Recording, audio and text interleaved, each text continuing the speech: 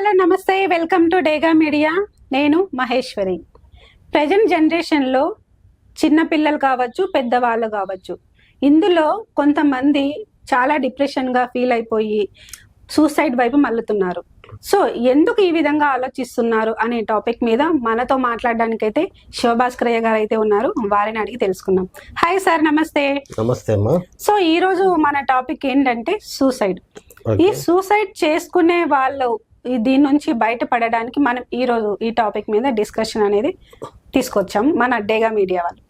So మీరు చెప్పండి sir, అసలు సూసైడ్ చేసుకోవడానికి ముఖ్యమైన రీజన్స్ ఏమున్నాయి? రైట్. సో ఒకప్పుడు అయితే గనక చాలా అంటే చాలా రీజన్లు ఉండేటివి, కానీ ఇప్పుడైతే ఏం లేదు. ఎవరికైనా అంటే ఒక ఇద్దరు వ్యక్తులను తీసుకున్నట్లయితే వాడు నన్ను ప్రేమతో మాట్లాడలేదు, వాళ్ళు ప్రేమతో మాట్లాడలేదు నన్ను, సో దానికి సూసైడ్. తల్లిదండ్రులు కానీ ఇంట్లో అక్క చెల్లెలు కానీ వాళ్ళు కానీ నన్ను ప్రేమతో చూసుకోవట్లేదు, సూసైడ్. వాళ్ళు నన్ను తిట్టినారు, నన్ను అవమానపరిచినారు, సూసైడ్. అంటే ప్రతి చిన్న విషయానికి గాని అలగడం నేర్చుకున్నారు. సో ఈ అలగడం వల్లనే ఆ ఎమోషన్ క్యారీ ఫార్వర్డ్ చేసుకోలేక, అంటే జనరల్ గా సొసైటీలో ఏదైనా ఒక మాట మాట్లాడితే తిరిగి మాట్లాడడానికి చాలా వర్డ్స్ ఉన్నాయి.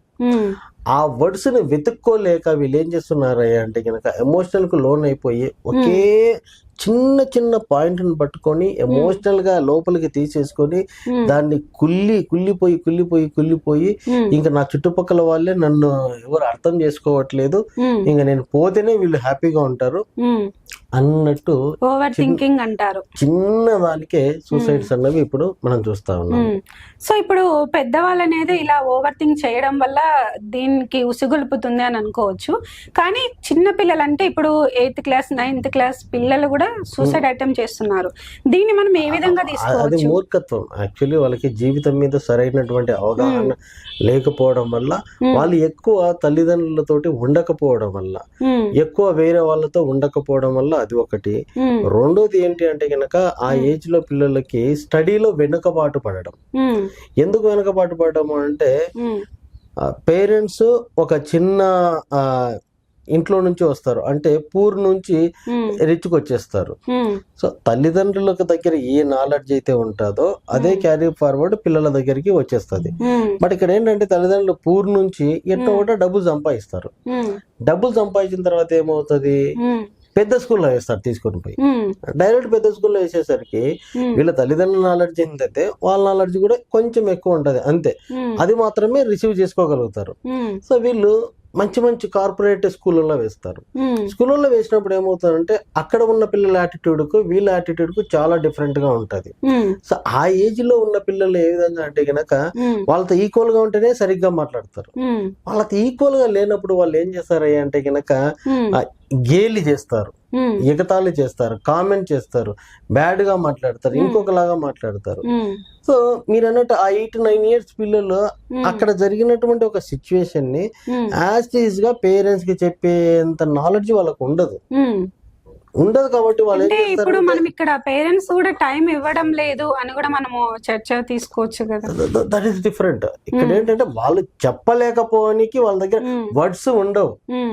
నేనున్నా ఫారిన్ వాడు నా పక్కన వచ్చి నిలబడతాను, వాడు చెప్పే నాకు అర్థం అవుతుంటది, నేను వాడికి చెప్పలేను. జనరల్ గా వాడికి అర్థమయ్యేలాగా నేను చెప్తా ఉంటే ఎట్లా ఉంటది అంటే గనక నా బట్లర్ ఇంగ్లీషు వాడి హయ్యర్ ఇంగ్లీషు రెండు మ్యాచ్ అవ్వవు. సో మ్యాచ్ అవ్వనప్పుడు ఏమవుతుందంటే వాడేమనుకోడు, వీనికేం రాదని వాడు వదిలేస్తాడు, కానీ నాకు గిల్టీగా ఫీల్ అయిపోయి ఇంకోసారి వాళ్ళ దగ్గరికి పోను. నాకున్నటువంటి నాలెడ్జ్ కి పిల్లలకి ఎట్లా ఉండదు. సో చాలా సఫర్ అయిపోతారు అన్నట్టు. సఫర్ అయిపోయి వాళ్ళ లోపల కుళ్ళుకొని, సో ఏదో ఒక రోజు ఇంట్లో చెప్తారు.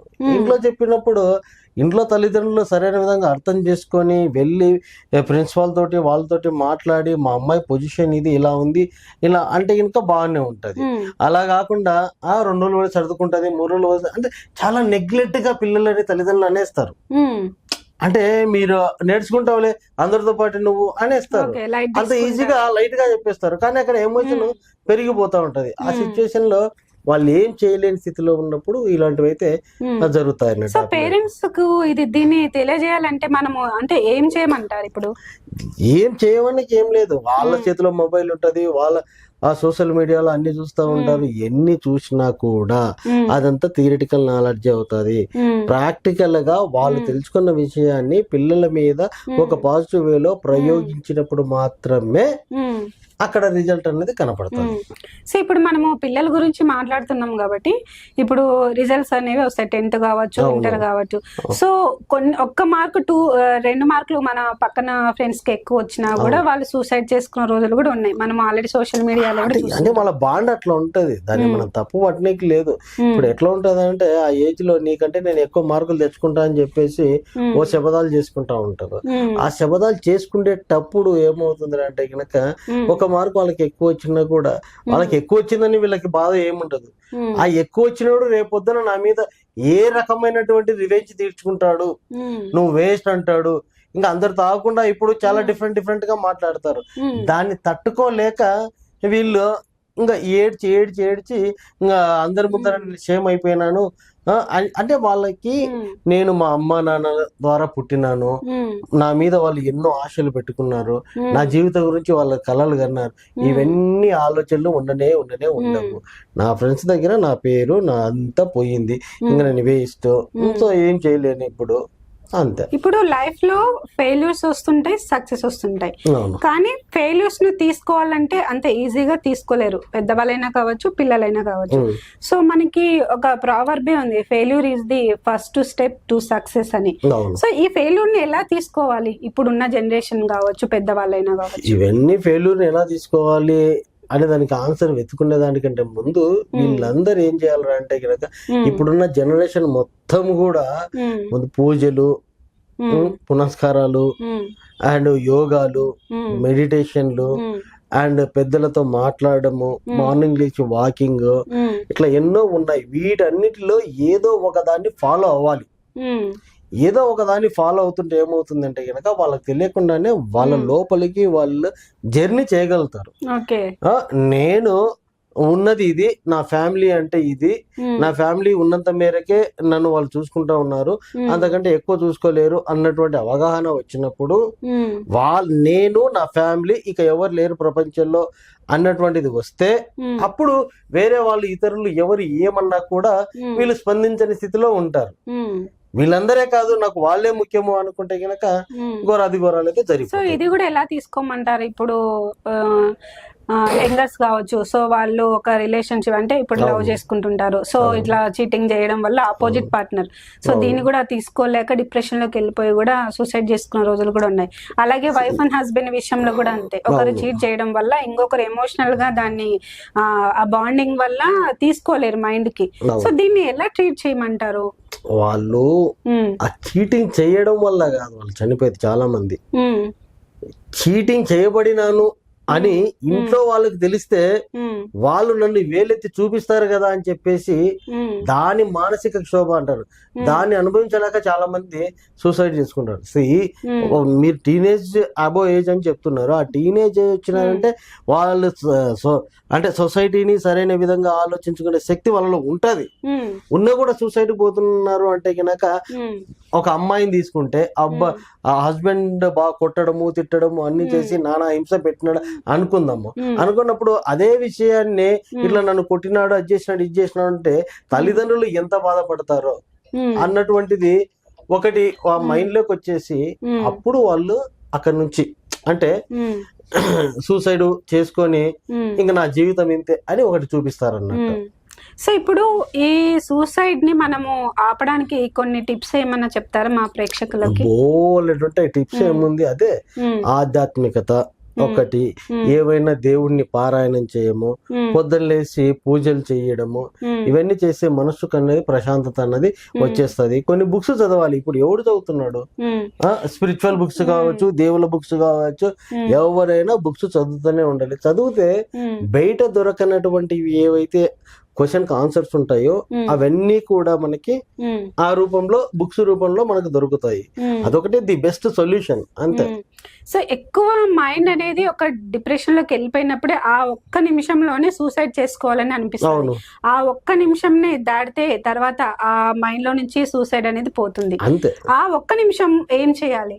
ఆ ఒక్క నిమిషం ఏం లేదు, వాళ్ళకి ఇష్టమైనటువంటి సినిమాలు చూడడము, లేకుంటే వాళ్ళ ఇష్టమైనటువంటి ఎవరైనా ఫ్రెండ్స్ ఉంటే ఫ్రెండ్స్ కలవడము, కరెక్ట్. లేకుంటే గనక జోబులో కొంచెం డబ్బులు ఉంటే ఏదైనా టూర్ కు వెళ్ళడము, లేకుంటే ఇంకోటి ఏదైనా చేయడము, లేకుంటే అలోన్ గా కూర్చొని తనకి ఏదైనా ఇష్టం ఉన్న పనులు చేసుకోవడము, ఇవన్నీ చేసుకుంటే కనుక సరిపోతాయి. జీవితము అంటే జీవితంలో ఉన్నటువంటి ఏవైతే పనులు ఉంటాయో అవి ఎప్పుడు కూడా ఆగవు. దేని కొద్దీ అవి పోతూనే ఉంటాయి. సో ఇక్కడ ఏం అంటే గనక ఆ క్షణం ఆ 1 రోజు 2 రోజులు 3 రోజులు కొంచెం ఓపిక పట్టి ఆగినట్లయితే గనక దేవుడే మనల్ని పుట్టించినాడు, దేవుడే మార్గాలు అయితే ఎన్ని మార్గాలు కావాలంటే భూప్రపంచంలో అన్ని మార్గాలు ఉన్నాయి, అన్ని మార్గాలు కూడా చూపించగలుగుతాడు. ఆ మార్గంలో వెళ్ళడానికి నువ్వు రెడీగా ఉండాలి, దాటాలి అంతే. ఆ క్షణం దాటాలి, ఆ సిచ్యుయేషన్ దాటాలి అంతే.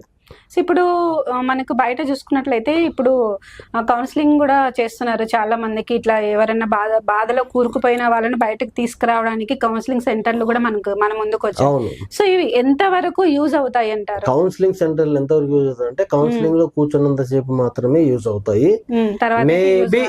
మేబీ 1 or 2% మాత్రమే యూజ్ అవుతాయి. సో అవన్నీ వేస్ట్ అంటారు? వేస్ట్ అని నేను చెప్పను గానీ వాళ్ళు ఒక చిన్న మార్గాన్ని చూపించి పంపించేస్తారు. ఎవ్వడికి వాడి లోపల నుంచే ఒక నాలెడ్జ్ ఉంటది, ఆ నాలెడ్జ్ ని బయటికి తీసి నెక్స్ట్ ఏదైతే ఒక టార్గెట్ అనుకోండి, ఏదైతే ఒక ప్రాబ్లం అనుకోండి, ఏదైనా ఒక సిచ్యువేషన్ మనకి ఆపోజిట్ లో వస్తుందంటే ఎదుర్కొనగల శక్తి నాకు రావాలని దేవుడినైనా కోరుకో, నీకై నువ్వన్నా సృష్టించుకో అంతే. వేరే మార్గం అయితే లేదు. ఎవరు ఏం చేయలేరంటారు, మనకై మనకి రావాలి. పూర్వకాలంలో అయితే గనక వాళ్ళ తల్లిదండ్రులు కావచ్చు, పక్కన ఫ్రెండ్ కావచ్చు, మామ కావచ్చు, అత్త ఎవరొకరు వెన్నంటూ ఉండి నడిపించేవాడు. ఇప్పుడు అట్లా ఎవడు లేడు, ఎవడి జీవితానికి వాడు busy busy busy busy busy life తోనే ఉన్నాడు. ఓకే. సో ఇక్కడ ఇంకొక విషయం నాకు గుర్తుకొస్తుంది ఏంటంటే ఇప్పుడు అవమానం, ఇన్సల్ట్. సో కొంతమంది ఒకరిని ఇంకొక ఆపోజిట్ పర్సన్ ని ఇన్సల్ట్ చేయడం వల్ల కూడా ఈ సూసైడ్ థాట్స్ అనేవి వస్తుంటాయి. ఈ అవమానాన్ని ఓవర్కమ్ ఎలా చేయాలి? అవమానాన్ని, వీటన్నిటికీ అవమానం అన్నది ఏం లేదు. ఒక మనిషిని టచ్ చేయకుండా ఎదుటివాడు ఏమైనా మాట్లాడుకోవచ్చు, అది వాడికి రైట్. సో దానికి ఆపోజిట్ వర్డ్ నీ దగ్గర ఉంటే కనుక నువ్వు మాట్లాడు, లేకుంటే కనుక వాడు మూర్ఖుడు, వాడి నోరు అంతే, వాడి గజ్జి ఉంది, అట్టనే ఉండి వదిలిపెట్టాలి అంతే. వాడు ఒక రాయి అంటాడు, నువ్వు అందంగా లేవు, నువ్వు వేస్ట్ అంటావు.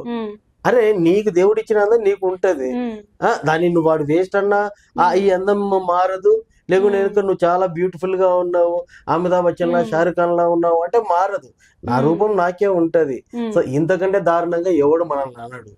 సో అది మారదు కాబట్టి వాడు ఏదన్నా కూడా ఒక స్మైల్ ఇవ్వాలి, గమ్మున ఉండాలి, అయిపోయి. సో ఇది వేరే ఎవరో అవమానిస్తే గనక అంత అనిపించదు, కానీ కొంతమంది సొంత వాళ్ళే, మన పక్కనున్న వాళ్ళే అవమానిస్తారు. దాన్ని ఎలా ట్రీట్ చేయమంటారు? సొంత అని వాడు అనుకోలేదు కాబట్టి నేను అవమానిస్తున్నాడు. నువ్వు అనుకోవాల్సిన అవసరం లేదు. ఒకవేళ నువ్వు సొంతం అనుకుంటే నీకు సొంతం అంతే. వాడు నీకు సొంతం కావాలని వాని దృష్టిలో అవ్వాలని అయితే లేదు. సో అందుకే ఇవన్నీ జరుగుతూ ఉంటాయి. ఒకవేళ నేను వాడు సొంతం అనుకున్నప్పుడు నీ లోపల ఏదైనా లోపం ఉన్నా కూడా ఆ లోపాన్ని ఏలెత్తి చూపడు, ఇంకా నేను ఎంకరేజ్ చేస్తాడు. కరెక్ట్. సో అది కావాల్సింది అన్నట్టు. Okay sir, thank you very much sir. So suicide గురించి ఇంత చక్కగా వివరించారు. సో చూసారు కదండి, ఎవరైనా సరే ఓవర్ థింకింగ్, డిప్రెషన్ లోకి వెళ్ళిపోయినప్పుడు ఒక యోగా కానీ, ఆధ్యాత్మికత వైపు వెళ్ళి పూజలు చేయడం కానీ, లేదంటే గుడికి వెళ్ళడం, లేదంటే ఫ్రెండ్స్ ని కలవడం, సో ఇలా చేసిన తర్వాత మీ మైండ్ అనేది రిలీఫ్ ఉంటుంది. సో తర్వాత మీకు సూసైడ్ చేసుకోవాలన్న థాట్స్ అనేవి అస్సలు రావు. చూస్తూనే ఉండండి డేగా మీడియా. నమస్తే సార్. నమస్తే అమ్మా.